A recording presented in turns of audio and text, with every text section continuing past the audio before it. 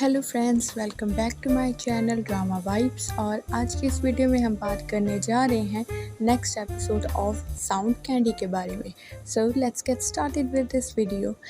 इस वीडियो की स्टार्टिंग में हमें दिखाया जाता है कि हमारी चाओ यूजन जो है हमारे रॉकस्टार के लिए खाना लेकर जाती है और वहाँ पर वो खाने के साथ एक साउंड कैंडी को भी रख देती है, क्योंकि उसे पता है कि जो हमारा रॉकस्टार है वो ठीक फील नहीं कर रहा। दूसरी तरफ हमें दिखाया जाता है कि चाओ यूजन की जो दादी है वो अब समुद्र के पास बैठकर उन हवाओं को देखते हुए अपनी पुरानी मेमोरीज को याद करते हुए सैड होती है। और तभी वहाँ पर चाओ यूजन और बाक सी हो आ जाते हैं और उससे कहते हैं कि आप हमें बिना बताए यहाँ पर क्यों आ गई, क्या आप अच्छा फील नहीं कर रही।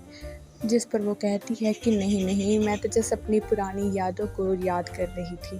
और इस पर दोनों थोड़े से नाराज़ हो जाते हैं। तभी दिखाया जाता है कि जो हमारा यून है वो बहुत सुंदर म्यूज़िक प्लान कर लेता है, जिस पर उसके साथी काफ़ी हैरान हो जाते हैं कि तुम्हें क्या हुआ है, इतना बढ़िया म्यूज़िक तुमने कैसे बना लिया। और तभी वो सबको कहता है कि अब हमारी करियर को स्टार्ट होने का टाइम आ चुका है। और वो उनके पार्ट्स डिवाइड कर देता है कि तुम म्यूज़िक पर ध्यान दोगे, तुम इंस्ट्रूमेंट्स पर, तुम कोरियोग्राफी पर और ये सब कुछ। दूसरी तरफ दिखाया जाता है कि हमारा रॉकस्टार वो कैंडी को देखकर कुछ सोच रहा होता है कि तभी दिखाया जाता है हमारी चाओ यूजंग है, उसका पूरा फोकस इस बात पर होता है कि उस टाइम पर रॉकस्टार ने ऐसा क्या देखा था कि उसकी आंखों में आंसू आ गए। जिस पर उसकी दोस्त कहती है कि अरे क्या हो गया है तुम्हें, तुम तो पूरा ही उस पर लट्टू ही फिरती हो। जिस पर वो एकदम से पूछती है कि बाक्सू हो, तुमने भी तो कैंडी खाई थी, तुम्हें क्या दिखाई दिया था। जिस पर वो कुछ सोचते हुए वो उस बात को टाल देता है। तभी हमें दूसरी तरफ दिखाया जाता है कि जो युन है वो बाहर टहल रहा होता है कि वो देखता है कि एकदम से बाग से हूँ और जो हमारी चाओ यूजिन है वो दोनों भागकर रॉकस्टार के कमरे के बाहर जाते हैं। और जहाँ पर बाग से हूँ जो है वो रॉकस्टार को कहता है कि तुम अपना काम अधूरा छोड़कर अंदर नहीं बैठ सकते, तुमने जिस काम की जिम्मेवारी ली है उसे पूरा करो। और वो हंसते हुए कहता है कोई बात नहीं, मैं ये ज़रूर करूँगा। जिस पर जो हमारी चाओ यूजिन है वो भी खुश हो जाती है और वो दोनों जाते हैं एक साथ कैरेट्स को निकालने। तभी दिखाया जाता है कि जब चाओ खाना लेकर फार्म्स की तरफ जा रही होती है तो रास्ते में उसे युन मिल जाता है और वो कहता है लाओ ये मैं कर देता हूँ। जिस पर वो कहती है कि ये बात समझ लो कि मैं इसके बदले में तुम्हें कोई मार्क्स नहीं दूंगी कि तुम कैंडी हासिल कर लो। जिस पर वो कहता है कि नहीं, मुझे चाहिए भी नहीं, कोई बात नहीं, इसे बस मेरी मदद समझ लो। और वो दोनों वहाँ पर चले जाते हैं। तभी वहाँ पर युन देखता है कि जो रॉकस्टार है वो भी वहाँ पर कैरेट्स निकाल रहा होता है। जिस पर वो हैरान होकर कहता है कि ये यहाँ पर क्या कर रहा है। और वो कहती है कि हर कोई तुम्हारी तरह काम नहीं करता, मन में कोई मकसद लेकर, कई लोग श्रद्धा से भी कुछ काम कर देते हैं। जिस पर वो हैरान हो जाता है। और दूसरी तरफ दिखाया जाता है कि चाओ है वो अपने दोस्त पर गुस्सा करती है, मैंने तुम्हें मना किया था कि तुम रॉकस्टार की पिक्स नहीं खींचोगी, फिर तुम क्यों खींच रही हो। जिस पर वो कह रही है अरे ये तो बस एक यादगार के तौर पर। और वो गुस्से में उसकी सारी फ़ोटोज़ डिलीट कर देती है। हमें दिखाया जाता है कि जो हमारा बाग सीहो है वो अपने रेस्टोरेंट में काम कर रहा होता है और लड़कियों का पूरा फोकस उसी पर होता है। जब चाओ यूजन अंदर आती है तो सभी लड़कियां इरिटेट हो जाती हैं और वो अपने आप को छुपते छुपाते हुए अपने दोस्त के पास जाकर उससे कहती है कि थैंक यू, तुमने मेरी इतनी मदद की। जिस पर वो कहता है मैं ये नहीं सुनना चाहता। वो कहती है कि अच्छा सॉरी। जिस पर वो कहता है कि नहीं, वो भी नहीं। तो वो कहती है अच्छा बताओ फिर तुम क्या सुनना चाहते हो। अब हमें बताया जाता है कि असल में जब बाग से हू ने अपनी कैंडी खाई होती है तो उसे कौन सी आवाज़ आती है।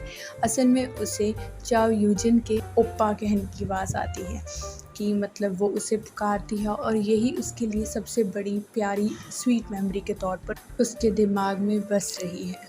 और तभी दिखाया जाता है कि जो चाओ यूजिन है वो अपनी काम की बात पर आ जाती है कि क्या तुम्हें कोई एक्स्ट्रा वॉलंटियर चाहिए अपने फार्म्स के लिए। जिस पर वो हैरान होता है और वो हाँ कर देता है। यहाँ दिखाया जाता है कि अब से रॉकस्टार और युन दोनों ही फार्म्स में काम कर रहे होते हैं और एकदम से एक दूसरे से कंपटीशन करते करते दोनों जो ऑरेंजेस है वो कलेक्ट करते हैं। जिस पर जो हमारी चाओ यूजिन है वो भी हैरान होती है कि ये कर क्या रहे हैं। उसके बाद हमें नेक्स्ट सीन में दिखाया जाता है कि जो हमारा युन है वो चाओ यूजिन से कहता है कि अब मेरे ऑरेंज को साइन करना का टाइम आ गया, जिस पर वो कहती है कि नहीं नहीं अभी नहीं, मैं आज रात को करूँगी, और वो वहाँ से चला जाता है। दूसरी तरफ दिखाया जाता है कि जो हमारा युन का फ्रेंड है वो असल में चाओ यूजिन की फ्रेंड की मदद करता है, तो जिस पर उसे उस पर क्रश आ जाता है। उसके बाद नेक्स्ट सीन में दिखाया जाता है कि जब युन अपने म्यूज़िक को प्रैक्टिस करने लगता है तो वो आँखें बंद करता है, तो उसके दिमाग में जो हमारी स्वीट गर्ल है उसकी इमेज आ जाती है, जिस पर वो कहता है कि अरे मुझे क्या हो गया है, मैं इस लड़की के बारे में इतना क्यों सोच रहा हूँ। और तभी हमें दूसरी तरफ दिखाया जाता है कि हमारे रॉकस्टार को उसके मैनेजर का कॉल आता है कि तुम अपनी कमबैक की तैयारी कर लो, अपनी प्रैक्टिस शुरू कर दो और ज़्यादा यहाँ वहाँ मत फिरो। जिस पर वो हैरान होता है और वो कहता है कि अभी तक तो हमारे पास कोई म्यूज़िक ही नहीं है, तो हम कैसे करें। जिस पर वो कहता है इसकी टेंशन तुम मत लो, तुम बस अपने आप को तैयार करो अपने कमबैक के लिए। जिस पर वो हैरान हो जाता है। तभी हमें रात को दिखाया जाता है कि उसकी फ्रेंड चाओ यूजन से बात करते हुए कहती है कि यार मुझे तो उस लड़के पर क्रश आ गया है, वो कितना क्यूट है। चाओ यूजन है वो कहती है कि कल रात तो तुम्हें जैसी पर क्रश आया था। वो कहती है हाँ हाँ, लेकिन उसके थोड़े मुझसे कल्चरल डिफरेंसेस हैं ना, तो नहीं, मैं उससे नहीं, मैं तो अब उस लड़के को पसंद करती हूँ। जिस पर वो हंसती हुई कहती है कि सच में दुनिया का हर लड़का तुम्हारे टाइप का है, तुम तो किसी के साथ भी सेट हो सकती हो। जिस पर वो कहती है नहीं नहीं, जितनी देर तक वो लड़का हैंडसम है उतनी ही देर तक। और दोनों हंसने लगती हैं कि तभी जो हमारी चाओ यूजन है उसे एक मैसेज आता है कि उसके जो होटल में स्टे करने के लिए जो रिज़र्वेशन हुई थी वो अब कैंसिल हो गई है, जिस पर उसका मूड ऑफ हो जाता है। और वो कहती है कि पता नहीं लोग अब कैंसिल क्यों कर रहे हैं, जिससे एक उस कंप्लेंट के कारण जो कि उस दिन हुई, और कौन कर रहा है इस कंप्लेंट को।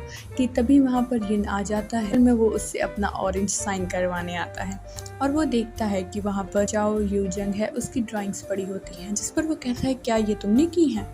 जिस पर वो कहती है कि हाँ, तुम्हें क्या लगता है मैं आर्ट्स मेजर स्टूडेंट हूँ, मतलब कि मैंने फ़ाइन आर्ट्स में ही अपनी काबिलियत हासिल की हुई है।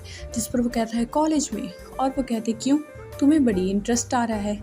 और वो उसका जो ऑरेंज है वो साइन कर देती है। और इसके बाद वो कहता है कि हो गया हमारी 10 ऑरेंजेस वाली शर्त कंप्लीट, तो अब मुझे मिलेगी ना वो। जिस पर वो उसकी तरफ देखते हुए उसे जो है कैंडी दे देती है और वो उससे कहता है क्या तुम मुझे 5 मिनट के लिए रिकॉर्ड करोगी जब मैं उस कैंडी को खा रहा हूँगा। जिस पर वो कहती है कि इस इतना क्यों तुम ऑब्सेस्ड हो उस आवाज़ से जो तुम्हें ये कैंडी खाने के बाद आएगी। और वो कहता है कि मतलब मैं एक सॉन्ग लिख रहा हूँ, मैं वो म्यूज़िक कंप्लीट कर लूँगा अगर मुझे इंस्पिरेशन मिलेगी, और इस कैंडी को खाने के बाद मुझे वो मिल रही है, सो बस इतनी मदद कर दोगे तुम। जिस पर वो कहती है कि हाँ कोई बात नहीं। तभी वहाँ पर युन का फ्रेंड आ जाता है और वो कहता है कि हम आज रात को फायरवर्क्स देखने जाएंगे, मतलब कि पटाखे चलते हुए देखने जाएंगे। जिस पर वो इनवाइट करता है क्या आप दोनों भी हमारे साथ आना चाहेंगे। और जो उसकी फ्रेंड है वो तो ऑलरेडी उस लड़के पर क्रश करती है, तो वो उससे कहती है कि हाँ हाँ हाँ हम ज़रूर चलेंगे। और वो कहते हैं कि हम क्यों चलेंगे।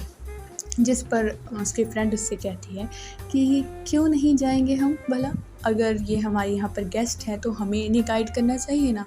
और वो सब तैयार होकर चले जाते हैं फायरवर्क्स देखने बीच के पास। और ये सब दूर से खड़ा होकर जो हमारा रॉकस्टार है वो देखता है और वो देखते ही देखते उस कैंडी को खा लेता है जो सुबह चाओ यूजन ने उसके खाने के साथ उसे दी थी। और जब वो उस कैंडी को खाता है तो उसे आवाज़ किसी और की नहीं बल्कि चाओ यूजन की ही आती है। जिस पर वो हैरान हो जाता है और अपनी फीलिंग्स के बारे में श्योर हो जाता है कि वो उसे पसंद करने लगा है। और तभी दिखाया जाता है कि वहाँ पर बाघ सेहू आ जाता है और वो उससे कहता है वो गई है उन लोगों के साथ बीच पर फायरवर्क देखने। जिस पर वो कहता है कि तुम ये सब मुझे क्यों बता रहे हो। तो तभी हमारा जो रॉकस्टार है वो कहता है मुझे लगा कि तुम शायद चार्लिन को पसंद करते हो, इसलिए तो तुम्हारे मन में उसके लिए फीलिंग्स हैं, तो मैंने सोचा तुम्हें बता दूं, क्योंकि अगर यन ने किसी को पसंद कर लिया तो वो उसे कभी छोड़ता नहीं है। तो ये ख़तरनाक होगा अगर उसने वो फीलिंग्स डेवलप कर ली चार्लिन के लिए। तो जिस पर बाक्सू भी कुछ नहीं बोलता और चलने लगता है और जो रॉकस्टार है उसे फॉलो करने लगता है। तभी दूसरी तरफ दिखाया जाता है कि फायर क्रैकर्स की बहुत ज़ोर की आवाज़ आती है, क्योंकि हमारी जो चार्लिन है वो उसे पहले से ही ये डिसीज़ है कि उसे आवाज़ें ज़्यादा स्ट्रॉन्ग सुनाई देती हैं, तो वो उन आवाज़ों से बहुत ज़्यादा परेशान हो जाती है और रोने लगती है। ये सब दूर से खड़ा जिन देख लेता है और वो भागा जाता है उसे काम डाउन करने, और वो जल्दी में उससे वो अपनी जो कैंडी है उसके मुंह में डाल देता है और उसे खाकर उसे काफ़ी कंफर्टेबल आवाज़ आती है और वो शांत हो जाती है और दोनों एक दूसरे की तरफ बहुत ही प्यार से देखते हैं और यहीं पर हमारा ये एपिसोड ख़त्म हो जाता है। Thank you so much for watching this video. If you like this video, please don't forget to subscribe to my channel. See you in the next video. Bye bye.